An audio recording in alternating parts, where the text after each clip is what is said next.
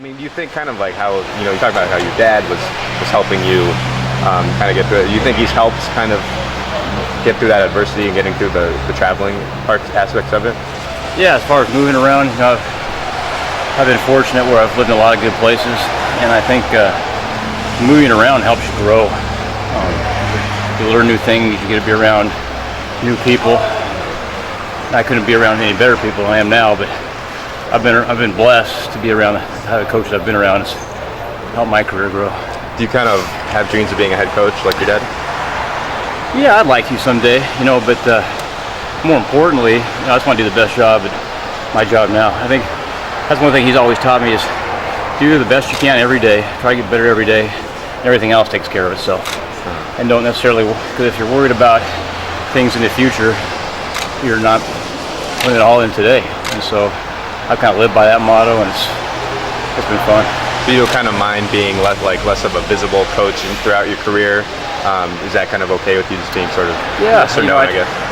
I try not to look at it that way. I think coaching and playing football is a team game. Involves cooperation, and know your role and do your part, and do the best you can at your part. We talk to our players about that every day. I mean, know your role, do your job. And as a coach, if I wasn't doing the same thing, that wouldn't be fair. So you got to know your role, do your job, and do the best you can. Everything else takes care of itself. How impressed were you with Braylon? I know Coach Helfers talked about a block he had on Huff's touchdown and how excited he was, and you talked about how unselfish the group is. So yeah. How impressed were you kind of with that play and plays like that? Yeah, I mean, just can't say enough about the way him and Keenan, Josh, Daryl have blocked. There's nothing more selfless and shows more about your character than the way you block your teammates. And those guys have been great. It's the best group I've been around in doing that, as far as blocking guys downfield and taking pride in it. Those guys, it's just as important for them to have a block, either a decleat or drive a guy 10 yards out of bounds, it is to make a catch, which is a big testament to those guys. Coach, is that one of the elements in the wide receiving game that is probably not concentrated on just across the country, the blocking aspect? I think a little bit is dictated on your offense. I mean, our offense, we have to be able to win on the perimeter. I mean, you could be the best receiver in the world, and if you don't block on the perimeter, you're not going to play for us. Our guys know that.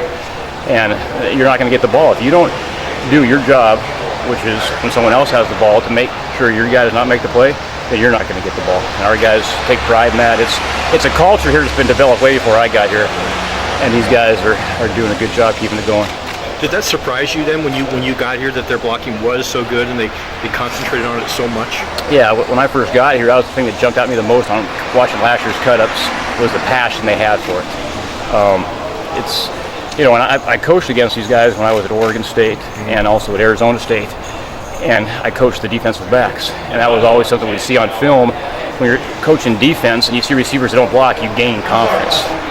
And when you see Oregon guys block, you actually lose confidence. You play on your heels, and it carries over to the passing game, because when the DB loses his confidence, because a physical receiver, he's not as aggressive in the passing game, and they all go hand in hand. When you're recruiting, is that something you look for in a high school kid, is a guy that understands that he's going to need to do that? Yeah, great question.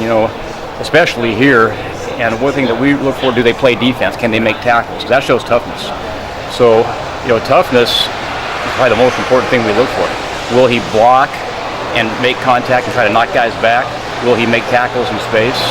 And then obviously they got to be able to make plays too, so it's tough to find that guy. It's tough to find a guy that can run by somebody, that can catch a ball and make a guy miss, but has the same passion and mental, physical toughness to strike a guy and knock him backwards. Keenan called his performance Saturday maybe one of the best games he's ever had, even though without catching the ball. What can you say about his game last Saturday? I loved it, because all those plays, those big runs that the fans see past 10, 20 yards are a direct indicator of perimeter blocking. And his effort was unbelievable. And he has that same effort on special teams. He was a warrior. Those two big punt returns that we had for touchdowns, he had two big blocks and sprung both of them, along with the other guys. So his passion and the way he prepares himself, we do these heart monitor things that we put on their back that measure their energy output. He wins it every day. He takes pride in that. He pushes himself harder in practice than he does in the game, which is humanly possible. Right. But he inspires me. I mean, his work ethic and the way he practices inspires our whole team, including the coaches. He talked about